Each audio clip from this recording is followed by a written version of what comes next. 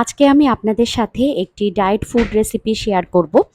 এই ডিজার্টটা আমার কাছে এত ভালো লাগে যে আমি ডায়েট চলাকালীন সময়ে অথবা যখন ডায়েট করি না তখনও কিন্তু আমি এটা বানিয়ে বাসায় খাই।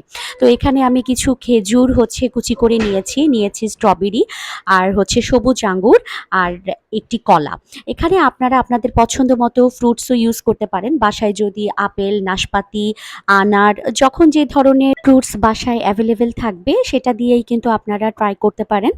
তো এগুলো আমি কেটে একটা সাইডে রেখে দিচ্ছি। এখন আমার লাগবে টক দই। তো আমি যেই সার্ভিং বোলে চিয়া পুডিংটা করব, সেই বোলের মধ্যে আমি ৩ টেবিল চামচের মতো টক দই নিয়েছি। এখানে আমি আড়ঙের টক দইটা ইউজ করছি। আপনারা চাইলে কিন্তু টক দই বাসায়ও বানিয়ে নিতে পারেন। তো এখানে ৩ টেবিল চামচ টক দই নেওয়ার পরে এখানে আমি চিয়া সিড ইউজ করব। এখানে আমি ২ টেবিল চামচ চিয়া সিড হাফ কাপ পানির মধ্যে ভিজিয়ে রেখেছিলাম। এটা ৩ থেকে ৪ ঘন্টা ভিজিয়ে রাখলেই হয়। তো আমি সারারাতই ভিজিয়ে রেখেছিলাম। এখানে দিয়ে দিচ্ছি টক দইয়ের মধ্যে। এখন টক দইয়ের সাথে চিয়া সিডটাকে খুব ভালো করে মিক্স করে নিব। তো ভালো করে মিক্স করে নেয়ার পরে এর মধ্যে আমি একে, একে যে ফ্রুটসগুলো কেটে রেখেছিলাম সেই ফ্রুটসগুলো মিক্স করে নিব।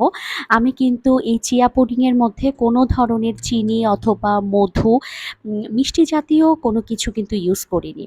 তো এটা ডায়েট রেসিপি, যার কারণে আমি মিষ্টি জাতীয় কোনো কিছু ইউজ করিনি। আপনারা কিন্তু চাইলে সামান্য একটু মধু ইউজ করতে পারেন। এখন সবকিছুর সাথে খুব ভালো করে মিশিয়ে নিলেই তৈরি হয়ে যাবে আমাদের আজকের চিয়া পুডিং।